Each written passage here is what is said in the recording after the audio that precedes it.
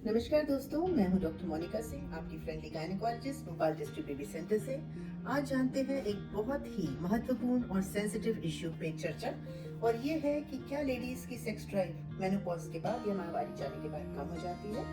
ये देखा गया है कि जो शादीशुदा जोड़े होते हैं यंग एज में 20s में 30s में, इनका जो फ्रीक्वेंसी ऑफ इंटरकोर्स रहता है ये 3 से 4 बार सप्ताह में रहता है। मतलब 3 to 4 टाइम्स ये फिजिकल रिलेशन बनाते हैं एक वीक में, महीने में 10-12 बार। और इसी में इनका फैमिली बढ़ती है, प्रेगनेंसी होती है, बच्चे होते हैं, डिलीवरी होती है, और ये सब चीजें भी चलती रहती है साथ में। और फिर आता है 40 के बाद का दौर। 40 के बाद के दौर में लेडीज की शरीर में कुछ चेंजेस होते हैं, जिसकी वजह से उनके हार्मोनल चेंजेस होते हैं, मूड में कई बार स्विंग्स होते हैं, मूड स्विंग्स होते हैं, इरिटेबिलिटी, डिप्रेशन, एंजाइटी होता है।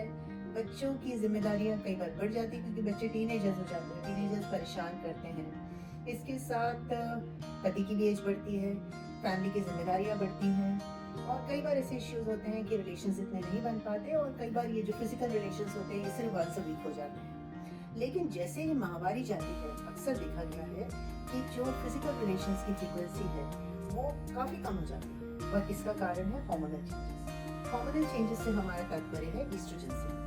लेडीज की बॉडी में ईस्ट्रोजन बनता है ओवरी से, और जैसे ही मेनोपॉज होता है ओवरीज काम करना बंद कर देती है। ओवरीज जब काम करना बंद कर देती हैं तो ईस्ट्रोजन का सिक्रीशन भी कम हो जाता है। ईस्ट्रोजन के सिक्रीशन कम होने की वजह से जितने भी ऑर्गन्स बॉडी के हैं जो ईस्ट्रोजन से संबंधित हैं, जैसे कि यूट्रस, यूट्रस की लाइनिंग, वेजाइना, वेजाइना की लाइनिंग, बॉडी के सारे टिश्यूज, हेयर फॉलिकल्स, स्किन, यहाँ तक कि बोन्स अफेक्टेड रहते हैं, क्योंकि ईस्ट्रोजन नेसेसरी है इन सब चीजों के टिश्यू डेवलपमेंट के लिए, इन टिश्यूज को स्वस्थ रखने के लिए। वेजाइना में एट्रोफी होने लगता है, वेजाइना में जो नॉर्मल फोल्ड्स होते हैं वो गायब होने लगते हैं, और वेजाइना थोड़ी संकुचित हो जाती है।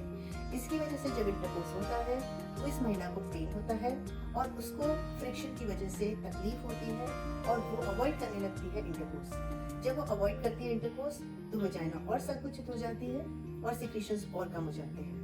इसके साथ साथ जो नॉर्मल एसिडिक पीएच वेजाइना का होता है तो एल्कलाइन में बदल जाता है जैसे जैसे एज बढ़ती है, और इसकी वजह से भी infection, urinary infection, vaginal infection, और वेजाइना में ड्राइनेस की चांसेस ज्यादा रहते हैं। इसमें लेडीज का मूड स्विंग्स भी बहुत होते हैं। महीना जब जाता है, माहवारी चली जाती है, तो लेडीज को ज्यादातर एंजाइटी, डिप्रेशन होती है, चिंताएं घेर लेती हैं, शरीर में थोड़ा दर्द, जोड़ों में दर्द, तकलीफ, या तो कमर में, नीज में, इन सब चीजों के चलते वो इतना इंटरेस्ट नहीं ले पाती सेक्स में जितना कि कम एज की वो महिला का रहता है। इसका ट्रीटमेंट हो सकता है। सबसे पहले आप माहवारी जाने के बाद आप अपनी हेल्थ के प्रति सजग रहें, आप अपने आप को इम्पोर्टेंस दें, अपना ध्यान रखें, अपनी डाइट का, अपनी एक्सरसाइज का, वजन ना बढ़ने दें। वजन बढ़ने का सबसे ज्यादा प्रमुख कारण है कि जो आप खाना खाते हो वो मेनोपॉज के बाद उसकी रिक्वायरमेंट जस्ट आधी हो जाती है। अगर आप दिन भर में 5 या 4 चपातियां खाते हैं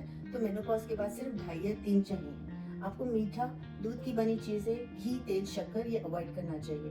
फास्ट फूड से बचना चाहिए। इसके अलावा आपको नियमित दिनचर्या अडॉप्ट करनी चाहिए। कुछ ना कुछ एक्सरसाइज सप्ताह में 5-6 दिन करना चाहिए, और इस एज में सबसे अच्छी एक्सरसाइज, सबसे बेहतरीन एक्सरसाइज है वॉकिंग, योगा, स्ट्रेचिंग, स्विमिंग, जिसमें कि जोड़ों पे इफेक्ट नहीं पड़ता। बहुत ही हाई फाई और बहुत ही ज्यादा एग्रेसिव एक्सरसाइज करने की कोशिश ना करें, जैसे रनिंग, जंपिंग या जुम्बा, क्योंकि इससे आपके जॉइंट्स पे फर्क पड़ सकता है।